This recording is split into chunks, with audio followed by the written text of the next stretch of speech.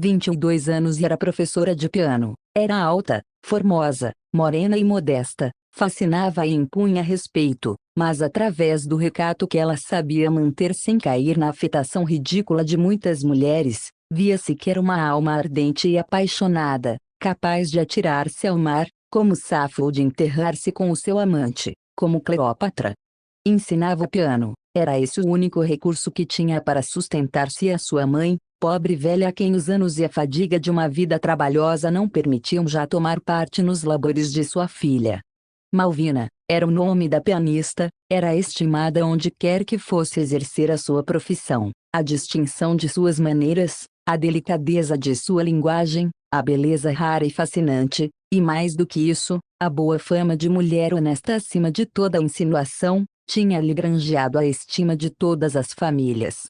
Era admitida nos saraus e jantares de família, não só como pianista, mas ainda como conviva elegante e simpática, sendo que ela sabia pagar com a mais perfeita distinção as atenções de que era objeto.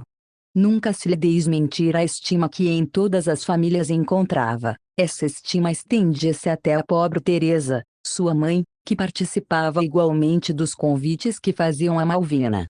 O pai de Malvina morrera pobre, deixando à família a lembrança honrosa de uma vida honrada. Era um pobre advogado sem carta, que, à custa de longa prática, conseguira poder exercer as funções da advocacia com tanto sucesso como se houvera cursado os estudos acadêmicos. O malheiro do pobre homem foi sempre um tonel das Danaides, escoando-se por um lado o que entrava por outro, graças às necessidades de honra que o mau destino lhe deparava. Quando pretendia começar a fazer pecúlio para garantir o futuro da viúva e da órfã que deixasse, deu a alma a Deus.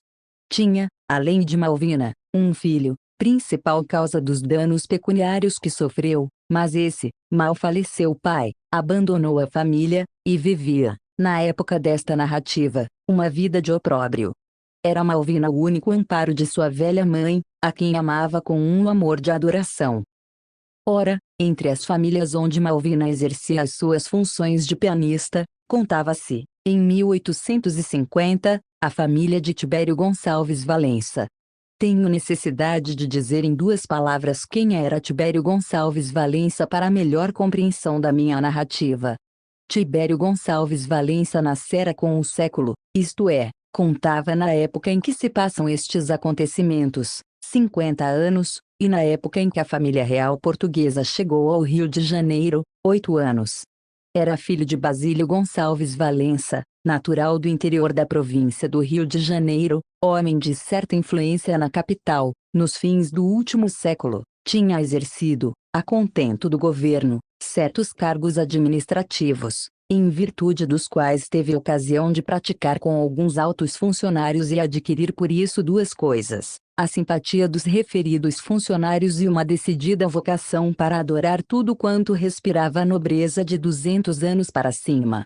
A família real portuguesa chegou ao Rio de Janeiro em 1808. Nessa época Basílio Valença estava retirado da vida pública, em virtude de várias moléstias graves, das quais, todavia, já se achava restabelecido naquela época. Tomou parte ativa na alegria geral e sincera com que o príncipe regente foi recebido pela população da cidade, e por uma anomalia que muita gente não compreendeu, admirava menos o representante da real nobreza bragantina do que os diferentes figurões que faziam parte da comitiva que acompanhava a monarquia portuguesa.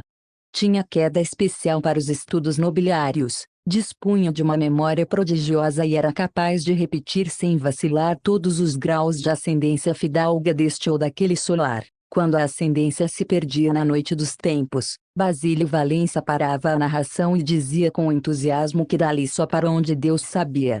E este entusiasmo era tão espontâneo, e esta admiração tão sincera, que uma vez julgou o dever romper as relações de amizade com um compadre só porque este lhe objetou que muito longe que fosse certa fidalguia nunca podia ir além de Adão e Eva. Darei uma prova da admiração de Basílio Valença pelas coisas fidalgas. Para alojar os nobres que acompanhavam o príncipe regente foi preciso, por ordem do intendente de polícia, que muitos moradores das boas casas as despejassem incontinenti. Basílio Valença nem esperou que esta ordem lhe fosse comunicada, Mal soube das diligências policiais a que se procedia, foi de moto próprio oferecer a sua casa, que era das melhores, e mudou-se para outra de muito menor valia e de mesquinho aspecto, e mais. Muitos dos fidalgos alojados violentamente tarde deixaram as casas, e tarde satisfizeram os aluguéis respectivos. Basílio Valença não só impôs a condição de que não se lhe devolveria a casa enquanto fosse necessária,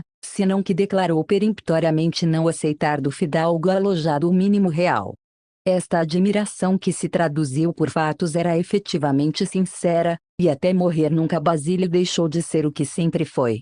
Tibério Valença foi educado nestas tradições. O pai inspirou-lhe as mesmas ideias e as mesmas simpatias. Com elas cresceu, crescendo-lhes entretanto outras ideias que o andar do tempo lhe foi inspirando. Imaginou que a longa e tradicional afeição de sua família pelas famílias afidalgadas dava-lhe um direito de penetrar no círculo fechado dos velhos brasões, e nesse sentido tratou de educar os filhos e avisar o mundo. Tibério Valença não era lógico neste procedimento, se não queria admitir em sua família um indivíduo que na sua opinião estava abaixo dela, como pretendia entrar nas famílias nobres de que ele se achava evidentemente muito mais baixo. Isto, que saltava aos olhos de qualquer, não era compreendido por Tibério Valença, a quem a vaidade de ver misturar o sangue vermelho das suas veias com o sangue azul das veias fidalgas era para ele o único e exclusivo cuidado.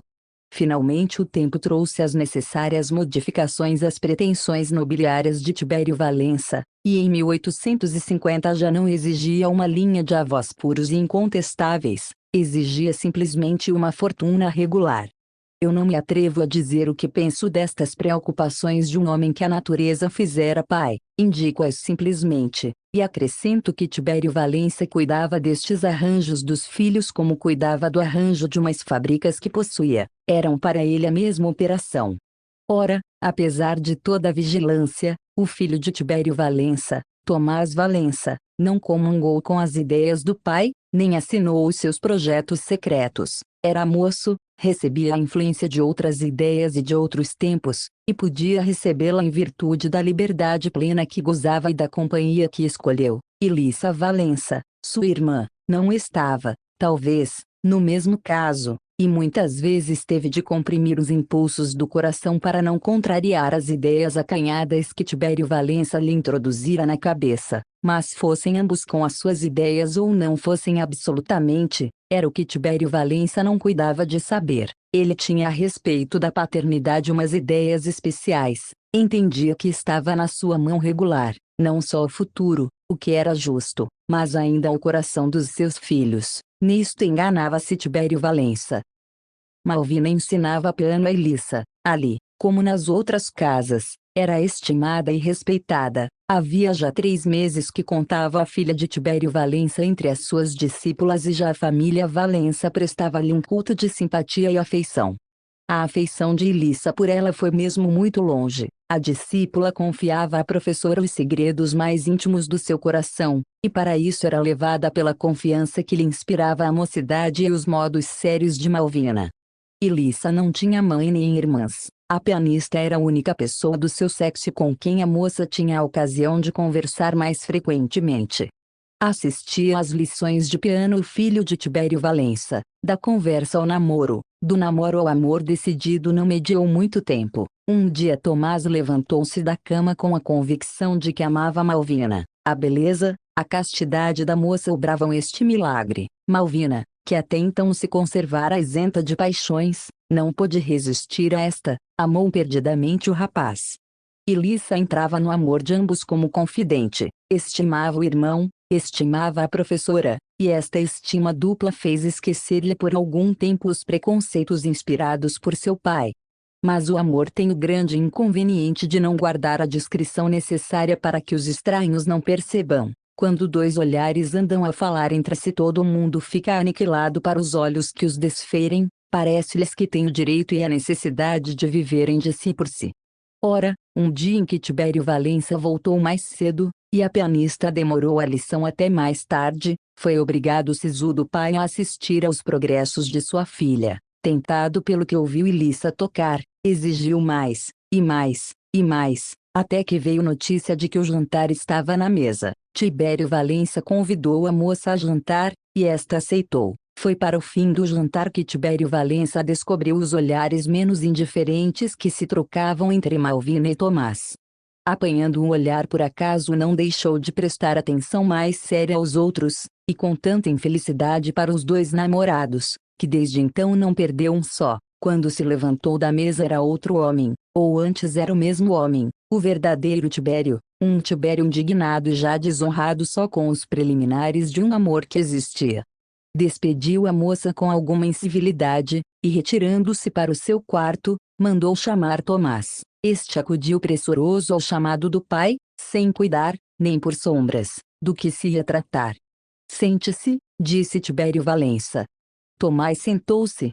Possuo uma fortuna redonda que pretendo deixar aos meus 2 filhos, se eles forem dignos de mim e da minha fortuna. Tenho um nome que, se não recomenda por uma linha ininterrompida de avós preclaros, todavia pertence a um homem que mereceu a confiança do rei dos tempos coloniais e foi tratado sempre com distinção pelos fidalgos do seu tempo. Tudo isto impõe aos meus filhos uma discrição e um respeito de si mesmo, única tábua de salvação da honra e da fortuna. Creio que me expliquei e me compreendeu.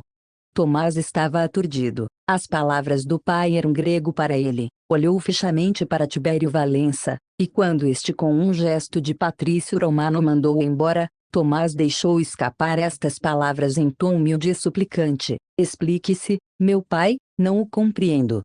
Não compreende? Não.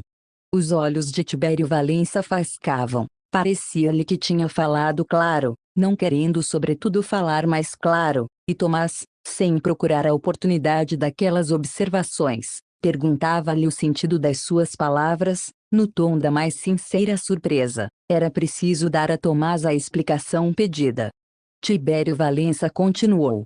As explicações que lhe tenho a dar são muito resumidas. Quem lhe deu o direito de me andar namorando a filha de um rábula? Não compreendo ainda, disse Tomás. Não compreende? Quem é a filha do rábula? É essa pianista, cuja modéstia todos são unânimes em celebrar, mas que eu descubro agora ser apenas uma rede que ela arma para apanhar um casamento rico. Tomás compreendeu enfim de que se tratava. Tudo estava descoberto. Não compreendeu nem como nem desde quando, mas compreendeu que o seu amor, tão cuidadosamente velado, já não era segredo. Todavia, ao lado da surpresa que lhe causaram as palavras do pai, sentiu um desgosto pela insinuação brutal de que vinha acompanhada a explicação, e, sem responder nada, levantou-se, curvou a cabeça e encaminhou-se para a porta. Tibério Valença fê-lo parar dizendo: Então que é isso? Meu pai. Retirava-se sem mais nem menos. Que me diz em resposta às minhas observações? Veja lá, ou a pianista sem a fortuna, ou a fortuna sem a pianista, é escolher. Eu não ajuntei dinheiro nem o criei com tanto trabalho para realizar os projetos atrevidos de uma mulher de pouco mais ou menos. Meu pai, se o que me retivesse na casa paterna fosse simplesmente a fortuna, minha escolha estava feita, o amor de uma mulher honesta bastava-me para amparar minha vida, eu saberei trabalhar por ela, mas eu sei que acompanhando essa moça perco a afeição de meu pai, e prefiro perder a mulher a perder o pai, fico. Esta resposta de Tomás desconcertou Tibério Valença. O pobre homem passou a mão pela cabeça, fechou os olhos, franziu a testa, e depois de 2 minutos, disse, levantando-se: Pois sim, de um ou de outro modo, estimo que fique, poupo-lhe um arrependimento, e fez um gesto a Tomás para que saísse. Tomás saiu, de cabeça baixa, e dirigiu-se para o seu quarto, onde ficou encerrado até o dia seguinte. No dia seguinte, na ocasião em que Malvina ia sair para dar as suas lições, recebeu um bilhete de Tibério Valença. O pai de Tomás dava o ensino de Ilissa por acabado e mandava-lhe o saldo de contas. Malvina não compreendeu esta despedida tão positiva e tão humilhante. A que podia atribuí-la? Em vão indagou se a memória lhe apresentava um fato que pudesse justificar ou explicar o bilhete, e não achou. Resolveu ir à casa de Tibério Valença e ouvir da própria boca dele as causas que faziam dispensar tão bruscamente as suas lições a menina Ilissa. Tibério Valença não estava em casa, estava só Ilissa. Tomás estava, mas encerrara-se no quarto, de onde só saíra a hora do almoço por instâncias do pai. Elissa recebeu a pianista com certa frieza que bem se via ser estudada. O coração pedia-lhe outra coisa. A primeira reclamação de Malvina acerca do estranho bilhete que recebera, Elissa respondeu que não sabia, mas tão mal fingiu a ignorância, tão difícil e doloroso lhe foi a resposta, que Malvina, compreendendo que alguma coisa havia no fundo com que não queria contrariá-la, pediu positivamente a Elissa que o dissesse, prometendo nada referir. Elissa disse à pianista que o amor de Tomás por ela estava descoberto, e que o pai levava a mal esse amor, tendo lançado mão do meio da despedida para afastá-la da casa e da convivência de Tomás. Malvina, que amava sincera e apaixonadamente o irmão de Elissa, chorou ao ouvir esta notícia. Mas as lágrimas que faziam, o ato estava consumado, a despedida estava feita, só havia uma coisa a fazer, sair e não pôr mais os pés na casa de Tibério Valença. Foi o que Malvina resolveu fazer.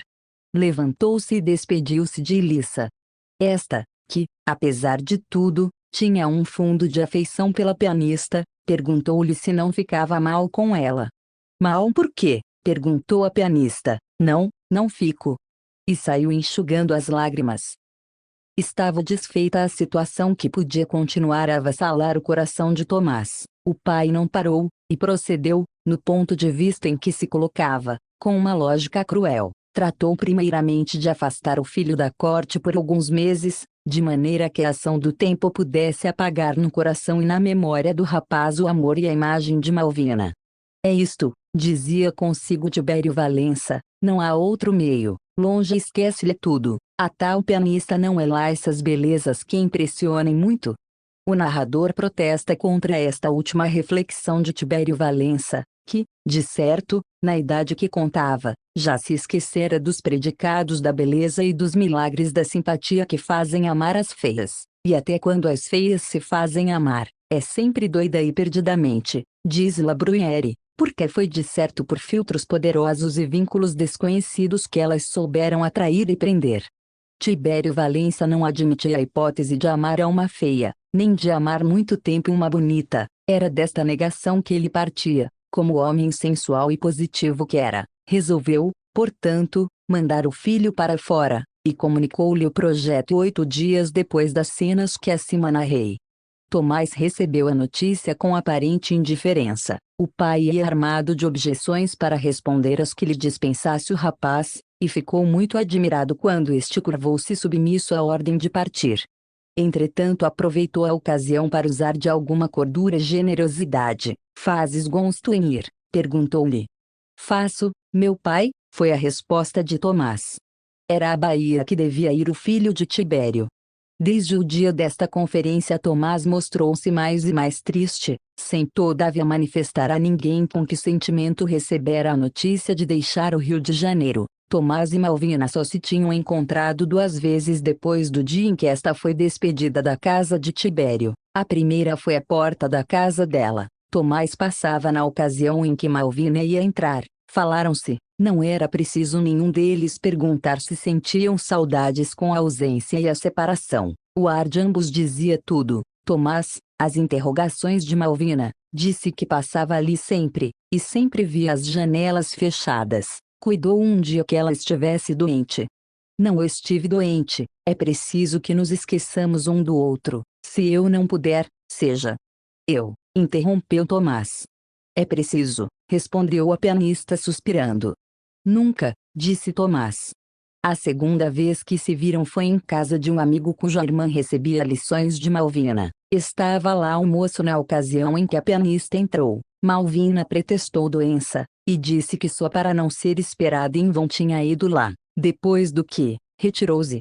Tomás resolveu ir despedir-se de Malvina. Seus esforços, porém, foram inúteis. Em casa sempre lhe diziam que ela tinha saído, e as janelas constantemente fechadas pareciam as portas do túmulo do amor dos dois. Na véspera de partir Tomás convenceu-se de que era impossível despedir-se da moça, desistiu de procurá-la e resolveu-se, com mágoa, a sair do Rio de Janeiro sem dar-lhe o adeus de despedida. Nobre moça, dizia ele consigo, não quer que do nosso encontro resulte atiar-se o amor que me prende a ela. Enfim Tomás partiu. Tibério deu-lhe todas as cartas e ordens necessárias para que nada lhe faltasse na Bahia, e soltou do peito um suspiro de consolação quando o filho saiu à barra. Malvina soube da partida de Tomás logo no dia seguinte, chorou amargamente, porque sairia. Ela acreditou que dois motivos seriam, ou resolução corajosa para esquecer um amor que lhe trouxera o desgosto do pai, ou uma intimação cruel do pai. De um ou outro modo Malvina estimava esta separação. Se ela não esquecia o rapaz, tinha esperanças de que o rapaz a esquecesse, e então não sofria com esse amor que só podia trazer desgraças ao filho de Tibério Valença. Este nobre pensamento denota claramente o caráter elevado e desinteressado e o amor profundo e corajoso da pianista. Tanto bastava para que ela merecesse casar com o rapaz. Quanto a Tomás, partiu com o coração apertado e o ânimo abatido. A última hora foi que ele sentiu quanto amava a moça e como nesta separação lhe sangrava o coração. Mas devia partir. Afogou a dor em lágrimas e partiu. Correram 2 meses. Durante os primeiros dias de sua residência na Bahia, Tomás sentiu as grandes saudades do grande amor que nutria por Malvina. Fez-se-lhe em torno maior solidão ainda que a que já tinha. Parecia-lhe que ia morrer naquele desterro, sem a luz e o calor que lhe dava a vida, estando, por assim dizer, a 2 passos do Rio de Janeiro. Afigurava-se-lhe achar-se no cabo do mundo, longe, eternamente longe, infinitamente longe de Malvina. O correspondente de Tibério Valença, previamente informado por este, procurou todos os meios de distrair o espírito de Tomás. Tudo foi em vão. Tomás olhava para tudo com indiferença, isto mesmo quando lhe era dado olhar, porque quase sempre passava os dias encerrado em casa, recusando toda a espécie de distração. Esta mágoa tão profunda tinha eco em Malvina. A pianista sentia do mesmo modo a ausência de Tomás, não é que tivesse ocasião ou procurasse vê-lo, na época em que se achava na corte, mas é que, separados pelo mar, parecia que estavam separados pela morte, e que nunca mais tinham de ver-se. Ora, Malvina desejava ver Tomás amando outra, estimado pelo pai, mas queria vê-lo. Este amor de Malvina, que se apacentava com a felicidade da outra, e só com a vista do objeto amado, este amor não diminuiu, cresceu na ausência, e cresceu muito. A moça nem já podia conter as suas lágrimas, vertia-as insensivelmente todos os dias. Um dia Tomás recebeu uma carta de seu pai participando-lhe que Ilissa se ia casar com um jovem deputado. Tibério Valença fazia do futuro genro a pintura mais lisonjeira. Era a todos os respeitos um homem distinto e digno da estima de Ilissa. Tomás aproveitou a ocasião, e na resposta que deu a essa carta apresentou a Tibério Valença a ideia de fazê-lo voltar para assistir ao casamento de sua irmã, e procurou lembrar isto no tom mais indiferente e frio deste mundo. Tibério Valença quis responder positivamente que não, mas, forçado a dar minuciosamente as razões da negativa, e não querendo tocar no assunto, tomou a resolução de não responder senão depois de concluído o casamento, a fim de lhe tirar o pretexto de novo pedido da mesma natureza. Tomás estranhou o silêncio do pai, não escreveu outra carta pela razão de que a insistência falo-ia desconfiar. Demais, o silêncio de Tibério Valença, que ao princípio lhe pareceu estranho, tinha uma explicação própria e natural. Essa explicação foi a verdadeira causa do silêncio. Tomás compreendeu e calou-se. Mas, passados os 2 meses, nas vésperas do casamento de Ilissa, apareceu Tomás no Rio de Janeiro. Saíra da Bahia inopinadamente, sem que o correspondente de Tibério Valença pudesse obstar. Chegando ao Rio de Janeiro foi o seu primeiro cuidado ir à casa de Malvina. Naturalmente não lhe podiam negar a entrada, visto não haver ordem neste sentido por saber-se que ele estava na Bahia. Tomás, que dificilmente se pudera conter nas saudades que sentiu por Malvina, chegara ao estado de lhe ser impossível continuar ausente, procurou iludir a vigilância do correspondente de seu pai, e na primeira ocasião pôs em execução o projeto concebido. Durante a viagem, à proporção que se aproximava do porto desejado, expandia-se o coração do rapaz e nasciam-lhe ânsias cada vez maiores de pôr o pé em terra. Como já disse, a primeira casa a que Tomás se dirigiu foi a de Malvina. O Fâmulo disse que esta se achava em casa, e Tomás entrou. Quando a pianista soube que Tomás estava na sala, soltou um grito de alegria, manifestação espontânea do coração, e correu ao encontro dele.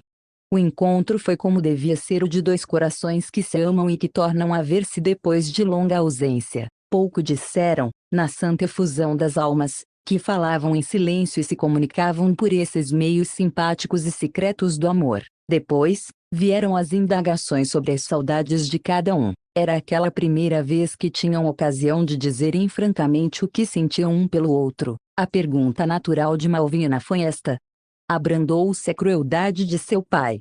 Não, respondeu Tomás. Como, não? Não, vim sem ele saber. Ah! Não podia mais estar naquele desterro. Era necessidade para o coração e para a vida. Oh, fez mal. Fiz o que devia. Mas, seu pai.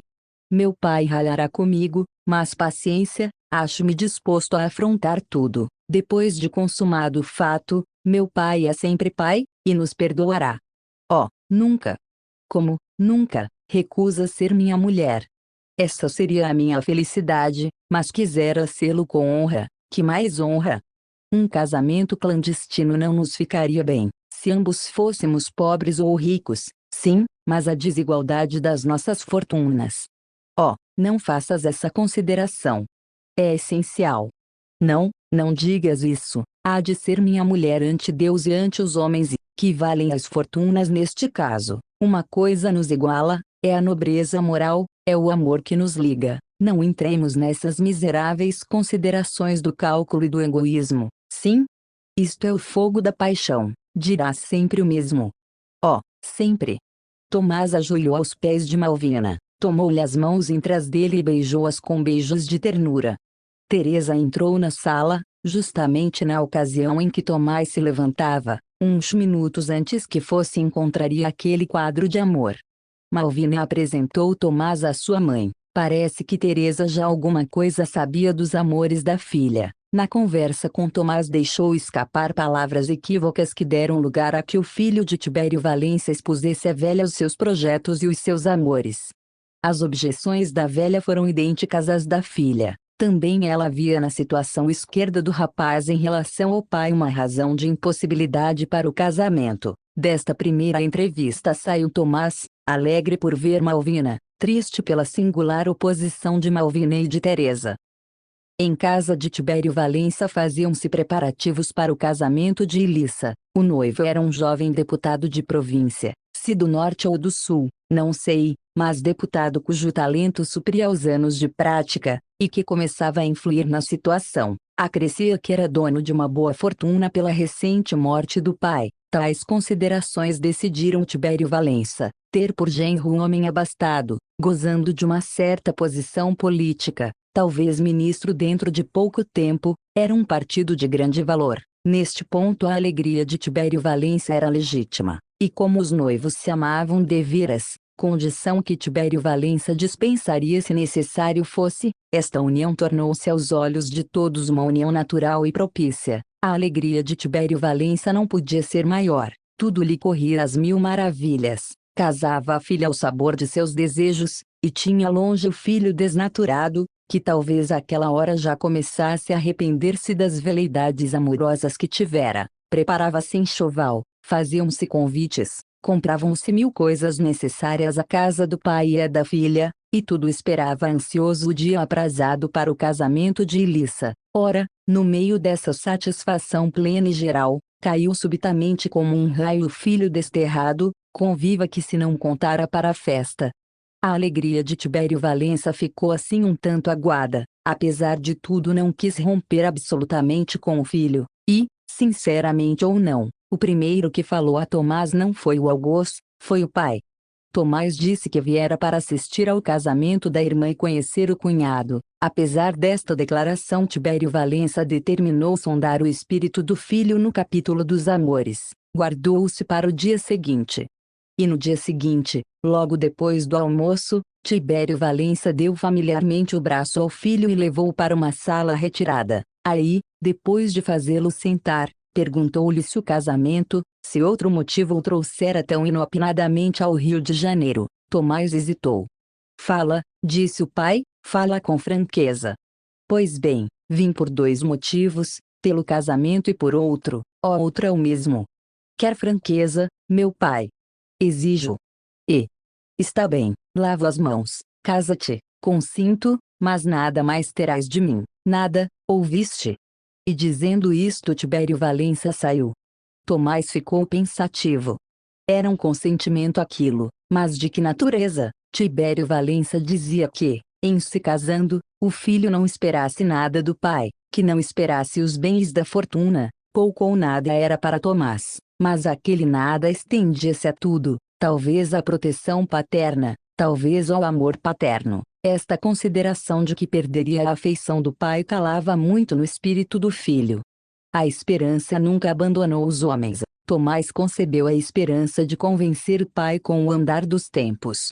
Entretanto, passaram-se os dias e concluiu-se o casamento da filha de Tibério Valença. No dia do casamento, como nos outros, Tibério Valença tratou o filho com uma sequidão nada paternal. Tomás sentia-se por isso, mas à vista de Malvina, a cuja casa ia regularmente 3 vezes por semana, dissipava as aflições para dar-lhe novas esperanças, e novos desejos de completar a aventura que procurava. O casamento de Ilissa coincidiu com a retirada do deputado para a província natal. A mulher acompanhou o marido, e, a instâncias do pai, ficou convencionado que no ano seguinte viriam estabelecer-se definitivamente no Rio de Janeiro. O tratamento de Tibério Valença em relação a Tomás continuou a ser o mesmo, frio e reservado. Em vão procurava o moço um ensejo para tocar de frente a questão e trazer o pai a sentimentos mais compassivos. O pai esquivava-se sempre.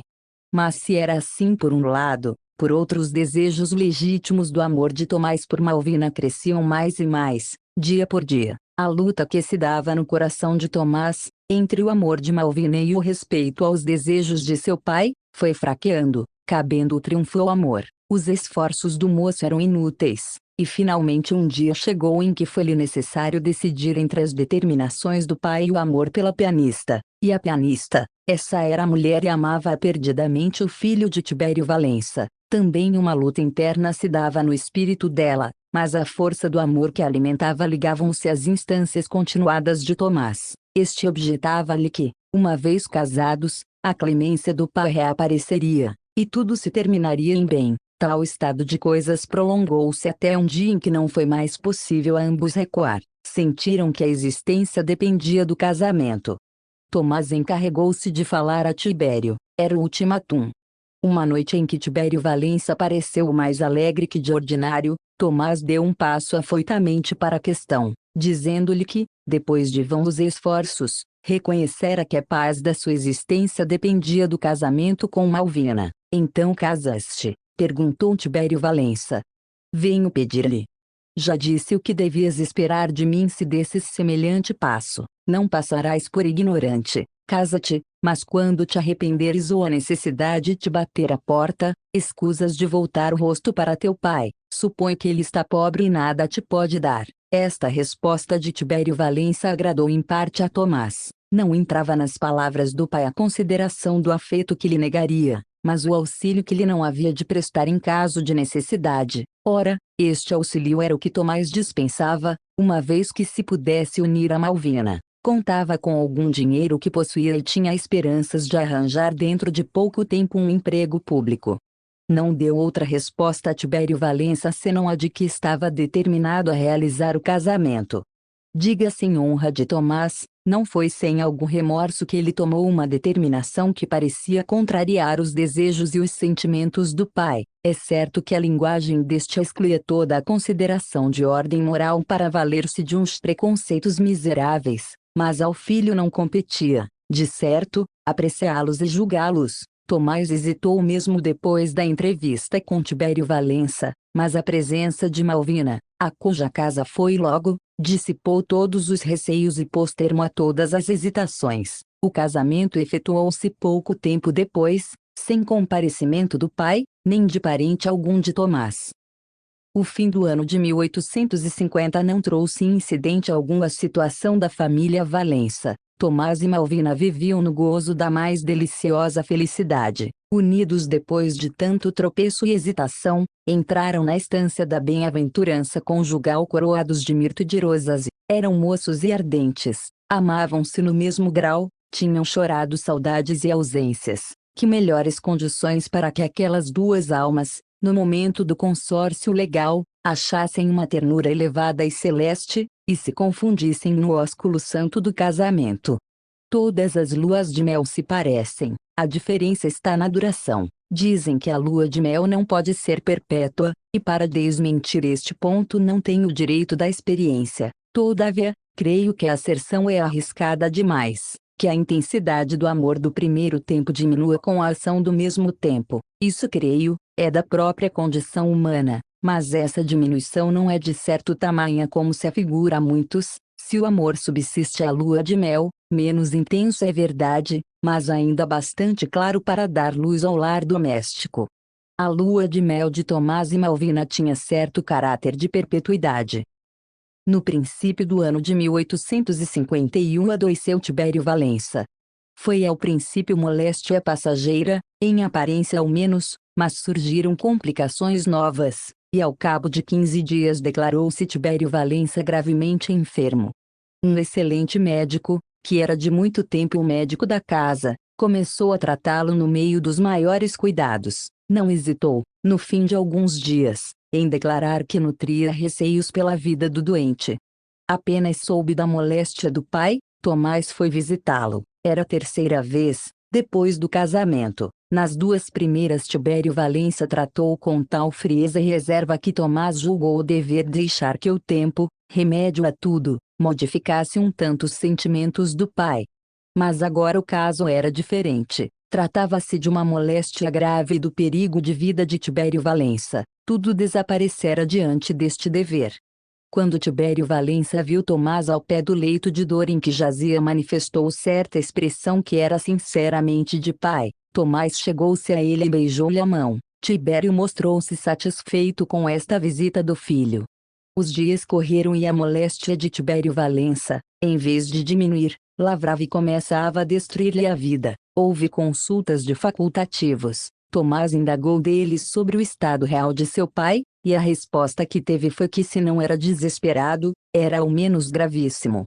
Tomás pôs em atividade tudo quanto podia tornar a vida o autor dos seus dias. Dias e dias passava junto do leito do velho, muitas vezes sem comer e sem dormir. Um dia, em que voltava para casa, após longas horas de insônia, veio Malvina saindo-lhe ao encontro e abraçá-lo, como de costume, mas com ar de ter alguma coisa a pedir-lhe. Com efeito, depois de abraçá-lo, e indagar do estado de Tibério Valença, pediu-lhe que desejava ir, poucas horas que fossem, cuidar como enfermeira do sogro. Tomás acedeu a esse pedido. No dia seguinte Tomás disse ao pai quais eram os desejos de Malvina. Tibério Valença ouviu com sinais de satisfação as palavras do filho, e, depois de este concluir, respondeu-lhe que aceitava contente a oferta dos serviços da nora. Malvina foi no mesmo dia começar os seus serviços de enfermeira. Tudo em casa mudou como por encanto. A doce e discreta influência da mulher deu nova direção aos arranjos necessários à casa e à aplicação dos medicamentos. Tinha crescido a gravidade da moléstia de Tibério Valença. Era uma febre que o trazia constantemente, ou delirante, ou sonolento. Por isso, durante os primeiros dias da estada de Malvina em casa do doente, este de nada pôde saber.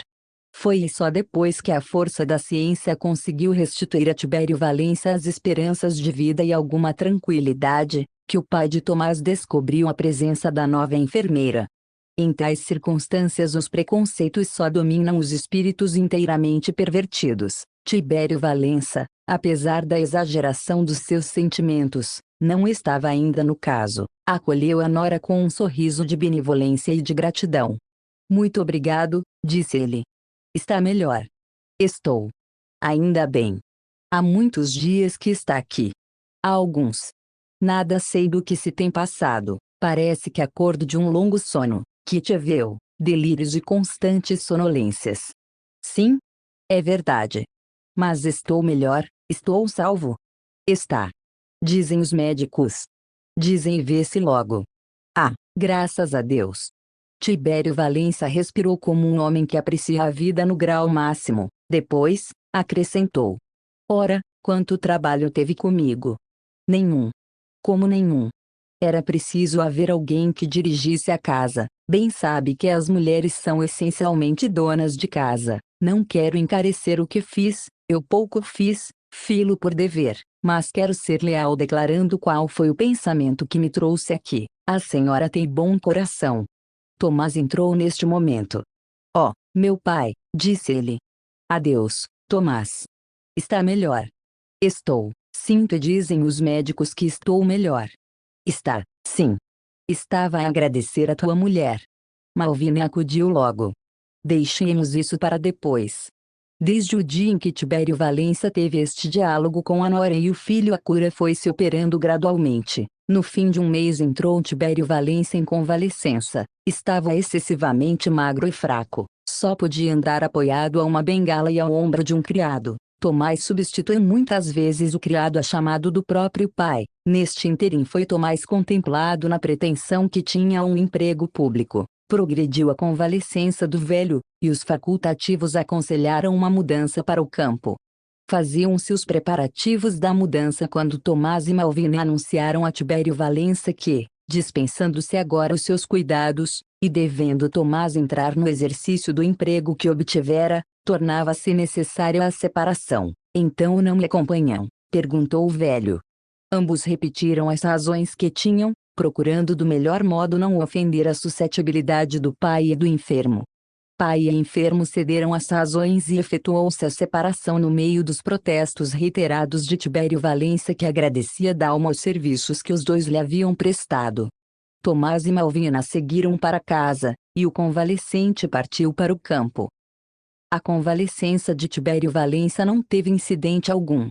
No fim de 40 dias estava pronto para outra, como se diz popularmente, e o velho com toda a criadagem voltou para a cidade. Não fiz menção de visita alguma da parte dos parentes de Tibério Valença durante a moléstia deste, não porque eles não tivessem visitado o parente enfermo, mas porque essas visitas não trazem circunstância alguma nova no caso. Todavia pede a fidelidade histórica que eu as mencione agora. Os parentes, últimos que restavam à família Valença, reduziam-se a 2 velhos primos, uma prima e um sobrinho, filho Estas criaturas foram algum tanto assíduas durante o período da moléstia, mas escassearam as visitas desde que tiveram ciência de que a vida de Tibério não corria risco. Convalescente, Tibério Valença não recebeu uma só visita desses parentes. O único que o visitou algumas vezes foi Tomás, mas sem a mulher. Estando completamente restabelecido e tendo voltado à cidade, a vida da família continuou a mesma que anteriormente à moléstia. Esta circunstância foi observada por Tibério Valença. Apesar da sincera gratidão com que ele acolheu a nora apenas tornara-se, Tibério Valença não pôde afugentar do espírito um pensamento desonroso para a mulher do seu filho. Dava o desconto necessário às qualidades morais de Malvina, mas interiormente acreditava que o procedimento dela não fosse isento de cálculo. Este pensamento era lógico no espírito de Tibério Valença. No fundo do enfermo agradecido havia o homem calculista, o pai interesseiro, que olhava tudo pelo prisma estreito e falso do interesse e do cálculo, e a quem parecia que não se podia fazer uma boa ação sem laivos de intenções menos confessáveis.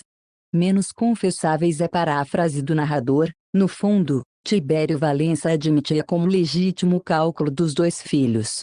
Tibério Valença imaginava que Tomás e Malvina, procedendo como procederam, tinham tido mais de um motivo que os determinasse. Não eram só, no espírito de Tibério Valença, o amor e a dedicação filial, era ainda um meio de ver se lhe abrandavam os rancores, se lhe armavam a fortuna. Nesta convicção estava, e com ela esperava a continuação dos cuidados oficiosos de Malvina. Imagine-se qual não foi a surpresa do velho, vendo que cessada a causa das visitas dos 2, causa real que ele tinha por aparente, nenhum deles apresentou o mesmo procedimento anterior. A confirmação seria-se, pilhada aberta, Malvina aproveitasse para fazer da sua presença em casa de Tibério Valença uma necessidade. Isto pensava o pai de Tomás, e pensava, neste caso, com acerto. Correram dias e dias, e a situação não mudou. Tomás lembrara uma vez a necessidade de visitar com Malvina a casa paterna. Malvina, porém, recusou, e quando as instâncias de Tomás a obrigaram a uma declaração mais peremptória, declarou ela positivamente que a continuação das suas visitas poderia parecer a Tibério Valença uma pretensão ao esquecimento do passado e aos conchegos do futuro. Melhor é, disse ela, não irmos, antes passemos por descuidados que por ávidos ao dinheiro de teu pai. Meu pai não pensará isso, disse Tomás. Pode pensar. Creio que não, meu pai está mudado, é outro, ele já te reconhece, não te fará injustiça. Está bom, veremos depois. E depois desta conversa nunca mais se falou nisso, sendo que Tomás não encontrou na resistência de Malvina senão um motivo mais para amá-la e respeitá-la. Tibério Valença, desenganado a respeito da expectativa em que estava, resolveu ir um dia em pessoa visitar a nora. Era isto nem mais nem menos o reconhecimento solene de um casamento que desaprovara. Esta consideração, tão intuitiva em si, não se apresentou ao espírito de Tibério Valença.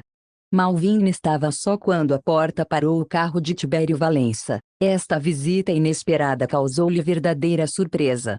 Tibério Valença entrou com um sorriso nos lábios, sintoma de bonança do espírito, que não escapou à ex-professora de piano. Não me querem ir ver, venho eu vê-los. Onde está meu filho? Na repartição. Quando volta? Às 13h30. Já não posso vê-lo, há muitos dias que ele não vai. Quanto à senhora, creio que decididamente nunca mais lá volta. Não tenho podido. Por quê? Ora, isso não se pergunta a uma dona de casa. Então tem muito que fazer. Muito. Oh, mas nem meia hora pode dispensar, e que tanto trabalho é esse? Malvina sorriu-se. Como lhe hei de explicar, há tanta coisa miúda, tanto trabalho que não aparece, enfim coisas de casa, e se nem sempre estou ocupada, estou muitas vezes preocupada, e outras simplesmente cansada. Creio que um bocadinho mais de vontade. Falta de vontade, não creia nisso. É ao menos o que parece. Houve um momento de silêncio. Malvina, para mudar o rumo da conversação, perguntou a Tibério como se achava e se não tinha receios da recaída. Tibério Valença respondeu, com ar de preocupação, que se achava bom e que não tinha receios de nada, antes se achava esperançado de gozar ainda longa vida e boa saúde. Tanto melhor, disse Malvina. Tibério Valença, sempre que Malvina se distraía, corria os olhos em redor da sala para examinar o valor dos móveis e avaliar por eles a posição do filho. Os móveis eram singelos e sem essa profusão e multiplicidade dos móveis das salas abastadas. O chão tinha um palmo de palhinha ou uma fibra de tapete. O que se destacava era um rico piano, presente de alguns discípulos, feito a Malvina no dia em que esta se casou. Tibério Valença, contemplando a modéstia dos móveis da casa de seu filho, era levado a uma comparação forçada entre eles e os de sua casa, onde o luxo e o gosto davam as mãos.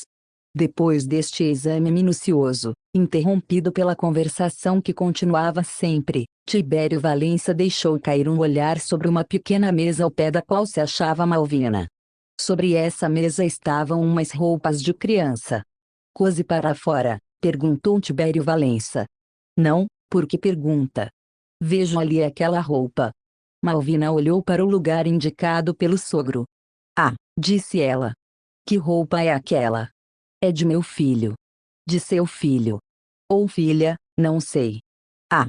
Tibério Valença olhou fixamente para Malvina, e quis falar, mas causou-lhe tal impressão a serenidade daquela mulher cuja família se ia aumentar e que olhava tão impavidamente para o futuro, que a voz se lhe embargou e não pôde pronunciar palavra. Efetivamente, pensava ele, aqui alguma coisa especial, alguma força sobre-humana que sustenta estas almas. Será isto o amor? Tibério Valença dirigiu algumas palavras à nora e saiu deixando lembranças para o filho instando para que ambos fossem visitá-lo. Poucos dias depois da cena que acabamos de contar chegaram ao Rio de Janeiro Lícia e seu marido. Vinham estabelecer-se definitivamente na corte. A primeira visita foi para o pai, de cuja moléstia tinham sabido na província. Tibério Valença recebeu-os com grande alvoroço, beijou a filha, Abraçou o genro, com uma alegria infantil. Nesse dia houve em casa grande jantar, para o qual não se convidou ninguém além dos que habitualmente frequentavam a casa. O marido de Elissa, antes de pôr casa, devia ficar em casa do sogro, e quando comunicou este projeto a Tibério Valença, este acrescentou que não se iriam mesmo sem aceitar um baile. O aditamento foi aceito. O baile foi marcado para o sábado próximo, isto é, exatamente 8 dias depois. Tibério Valença estava contentíssimo. Tudo andou logo na maior azáfama. Tibério Valença queria provar com o esplendor da festa o grau de estima em que tinha a filha e o genro. Desde então filha e genro e filha, tais foram os dois polos em que volteava a imaginação de Tibério Valença. Enfim o dia de sábado chegou. À tarde houve um jantar dado a alguns poucos amigos, os mais íntimos, mas jantar esplêndido, porque Tibério Valença não quis que um só ponto da festa desdicesse do resto.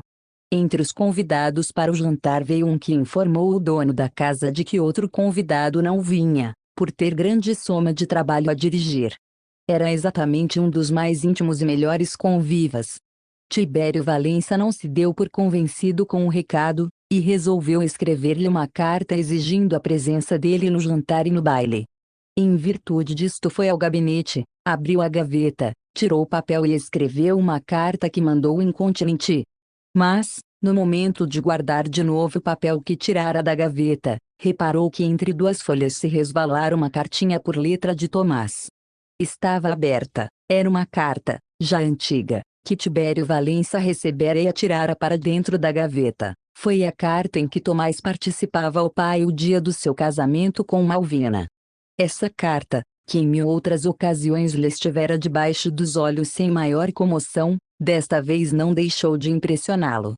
Abriu a carta e leu-a, era de redação humilde e afetuosa. Veio à mente de Tibério Valença a visita que fizera a mulher de Tomás. O quadro da vida modesta e pobre daquele jovem casal apresentou-se-lhe de novo aos olhos. Comparou esse quadro mesquinho com o quadro esplêndido que apresentava a casa dele, onde um jantar e um baile iam reunir amigos e parentes. Depois viu a doce resignação da moça que vivia contente no meio da parcimônia, só porque tinha o amor e a felicidade do marido. Esta resignação afigurou-se-lhe um exemplo raro, tanto lhe parecia impossível sacrificar o gozo e o supérfluo às santas afeições do coração. Enfim o neto que lhe aparecia no horizonte, e para o qual Malvina já confeccionava o enxoval, tomou mais viva e decisiva ainda a impressão de Tibério Valença. Uma espécie de remorso fez-lhe doer a consciência. A nobre moça, a quem ele tratara tão desabridamente, o filho, para quem ele fora um pai tão cruel, tinham cuidado com verdadeiro carinho o mesmo homem de quem receberam a ofensa e o desagrado. Tibério Valença refletia tudo isto passeando no gabinete. Dali ouvia o rumor dos fâmulos que preparavam o lauto jantar, enquanto ele e os seus amigos e parentes iam apreciar os mais delicados manjares, que comeriam naquele dia Malvina e Tomás. Tibério Valença estremeceu diante desta pergunta que lhe fazia a consciência. Aqueles dois filhos que ele expelira tão desamorosamente e que com tanta generosidade lhe haviam pago não tinham naquele dia nem a milésima parte do supérfluo da casa paterna, mas esse pouco que tivessem era, com certeza, comido em paz, na branda e doce alegria do lar doméstico. As ideias dolorosas que assaltaram o espírito de Tibério Valença fizeram com que ele esquecesse inteiramente os convivas que se achavam nas salas. Isto que se operava em Tibério Valença era uma nesga da natureza, ainda não tocada pelos preconceitos, e bem assim o remorso de uma ação má que havia cometido. Isto e mais a influência da felicidade de que atualmente era objeto Tibério Valença produziram o melhor resultado. O pai de Tomás tomou uma resolução definitiva, mandou aprontar o carro e saiu. Foi direito à casa de Tomás. Este sabia da grande festa que se preparava em casa do pai para celebrar a chegada de Elissa e seu marido. Assim que a entrada de Tibério Valença em casa de Tomás causou a este grande expectação. Por aqui, meu pai. É verdade, passei, entrei. Como está a mana? Está boa, ainda não foste vê-la. Contava a ir amanhã, que é dia livre. Ora, se eu lhes propusesse uma coisa. Ordene, meu pai. Tibério Valença dirigiu-se a Malvina e tomou-lhe as mãos. Escute, disse ele, vejo que há na sua alma grande nobreza, e se nem a riqueza, nem os antepassados ilustram o seu nome, vejo que resgata estas faltas por outras virtudes. Abrace-me como pai.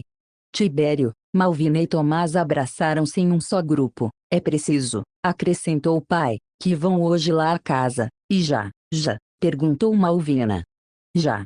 Daí a meia hora apeavam os três à porta da casa de Tibério Valença. O pai arrependido apresentava aos amigos e aos parentes, aqueles dois filhos que tão cruelmente quisera excluir da comunhão da família. Este ato de Tibério Valença veio a tempo de reparar o mal, e assegurar a paz futura dos seus velhos anos. A conduta generosa e honrada de Tomás e de Malvina valeram esta reparação. Isto prova que a natureza pode comover a natureza, e que uma boa ação tem a faculdade muitas vezes de destruir o preconceito e restabelecer a verdade do dever. Não parece improvável ou violenta esta mudança no espírito de Tibério. As circunstâncias favoreceram essa mudança, para a qual o principal motivo foi a resignação de Malvina e de Tomás. Fibra paternal, mais desvencilhada, naquele dia, dos liames de uma consideração social mal entendida, pôde palpitar livremente e mostrar em Tibério Valença um fundo melhor do que as suas aparências cruéis. Tanto é verdade que, se a educação modifica a natureza pode em suas exigências mais absolutas readquirir os seus direitos e manifestar a sua força. Com a declaração de que foram sempre felizes os heróis deste conto, deita-se-lhe um ponto final. Núcleo de Pesquisas em Informática, Literatura e Linguística. Informática, Literatura e Linguística. Informática, Literatura e Linguística.